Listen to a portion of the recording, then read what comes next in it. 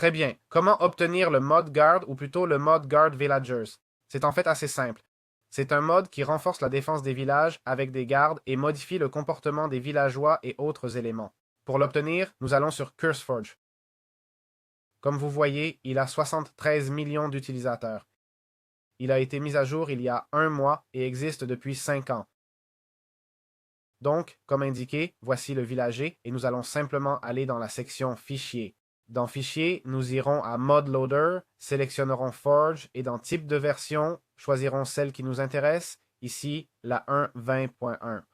On clique sur les 3 boutons puis sur Obtenir le fichier. On sauvegarde ce fichier en appuyant sur Windows plus R, en tapant AppData, puis roaming.minecraft et dans le dossier mod, c'est là qu'on le met. D'accord? Comme on peut voir. Il n'a aucune dépendance, donc pas besoin d'autres modes. C'est vraiment simple. Très bien, parlons un peu de ces gardes.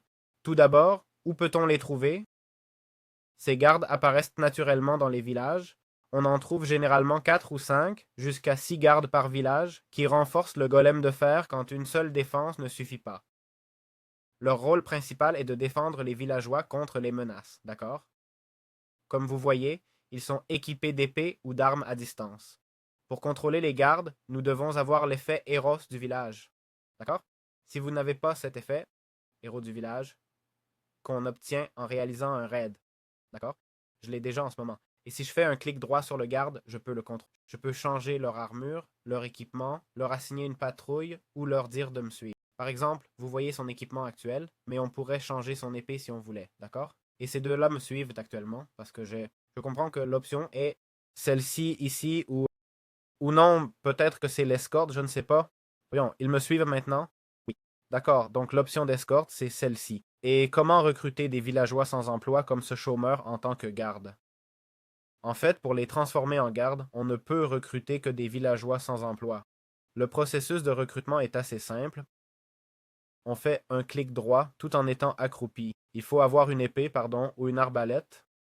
On fait clic droit en étant accroupi, comme vous voyez, et l'arme se place dans sa main principale. Évidemment, on peut ensuite interagir avec lui et la reprendre, d'accord?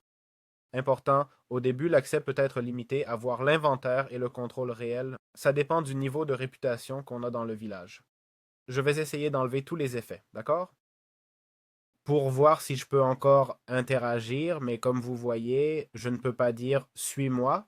Je ne peux simplement pas changer ça, ce qui revient à lui dire de rester exactement où il est. Si on voulait équiper des armures et des armes maintenant, eh bien, comme vous pouvez le voir, c'est vrai que certains ne me laissent de pas faire, non? Ah non, en fait, je dois avoir l'effet Héros du village. On ferait un clic droit et on équiperait l'armure, d'accord? Non, il n'y a pas grand-chose d'autre. C'est-à-dire qu'on prendrait l'armure ici, on irait vers le premier villageois qu'on verrait et on la lui mettrait. Évidemment, tout cela consomme des ressources. C'est aussi compatible avec les objets d'autres modes, donc il n'y a aucun problème.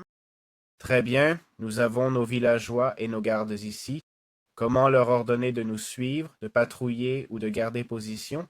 Eh bien, en gros, dans l'interaction, il y a une section pour suivre, c'est celle-ci.